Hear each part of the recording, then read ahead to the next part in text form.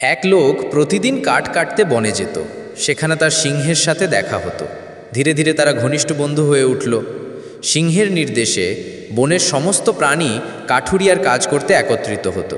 কাঠুরিয়া তার স্ত্রীকে বলতো যে আমার এক বন্ধু আছে যে আমাকে অনেক সাহায্য করে। তার স্ত্রী প্রায়ই বলতো যে তুমি তাকে বাড়িতে দাওয়াত করো যাতে আমিও তাকে দেখতে পারি। একদিন কাঠুরিয়া সিংহকে বলল, আমরা সব সময় বনে দেখা করি, আমি চাই তুমি একদিন আমার বাড়িতে এসো এবং আমি তোমাকে একটা ভোজ দেব। পরের দিন কাঠুরিয়া একটি ছাগল জবাই করল। সিংহ বাড়িতে পৌঁছে গেল।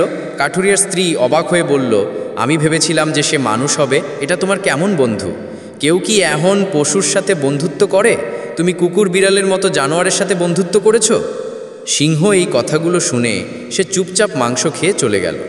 পরের দিন কাঠুরিয়া যখন বনে গেল, সিংহ বলল, তোমার কুঠার দিয়ে আমার পিঠে একটা ক্ষত তৈরি করো। কাঠুরিয়া বলল, আমি কখনোই এটা করব না। সিংহ বলল, আমি যা বলছি তুমি তাই করো। ভয়ে কাঠুরিয়া তার কুঠার দিয়ে সিংহের পিঠে আঘাত করল। সময় গড়িয়ে গেল এবং কয়েক বছর পর সিংহ কাঠুরিয়াকে বলল, আমার পিঠের দিকে তাকাও, তুমি যে ক্ষত করেছো তা কোথায়? কাঠুরিয়া চুল সরিয়ে দেখল যে ক্ষতটি সম্পূর্ণ সেরে গেছে।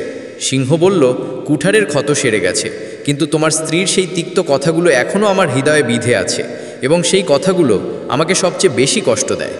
তো বন্ধুরা, শরীরের ক্ষত সময়ের সাথে সাথে সেরে যায়, কিন্তু জিহ্বার ক্ষত কখনো সেরে যায় না, চিরদিন মনে থাকে।